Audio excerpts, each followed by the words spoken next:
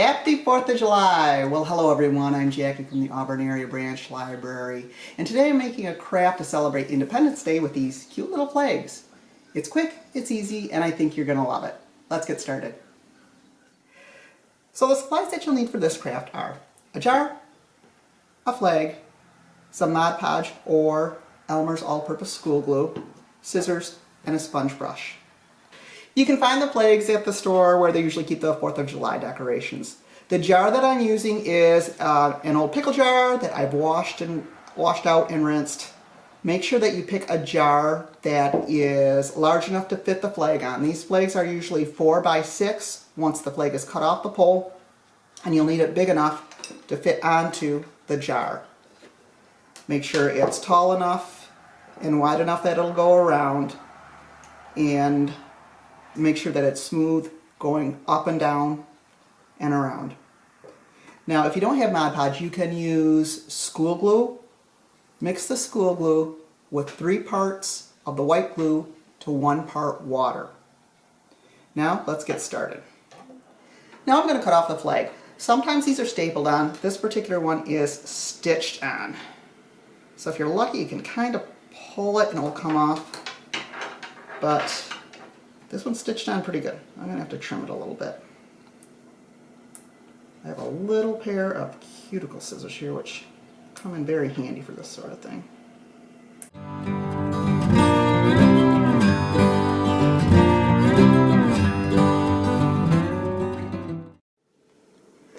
Now that I've got the flag off of the pole, I'm going to trim it right along the stitch line so that doesn't show up on my craft.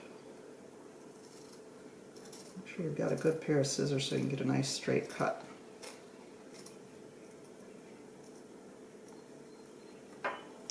Throw that away, and there you go. Now we've got our flag free from the pole.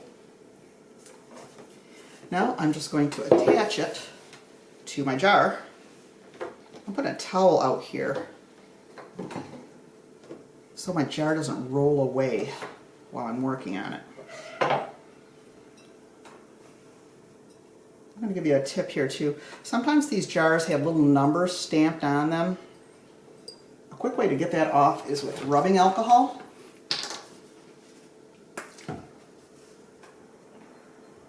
And it wipes it right away like magic. This also works on Sharpie marker ink as well. Okay, it's all cleaned off. Let me just look at how this is going to place on here. Yep, that's going to work perfect. Now, I'm going to spread my Mod Podge on the back side of the flag.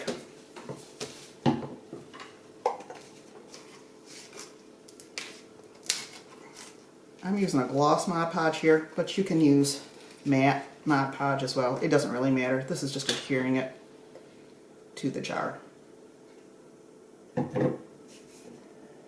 And you're just going to put that glue all over the flag.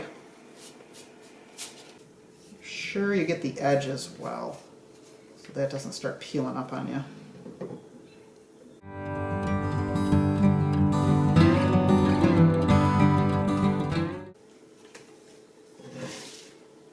Now it's time to stick it on the jar.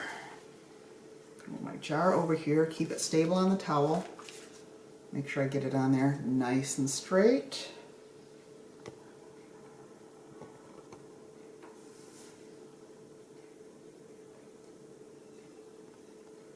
Press it down.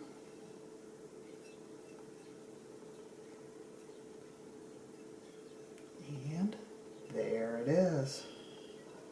Look at that. Now, if you want to dress it up a little bit,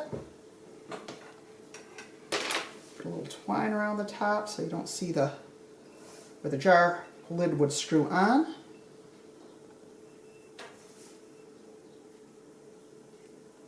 Of course, if you wanted to have the lid on the jar, you could paint it and put it on there.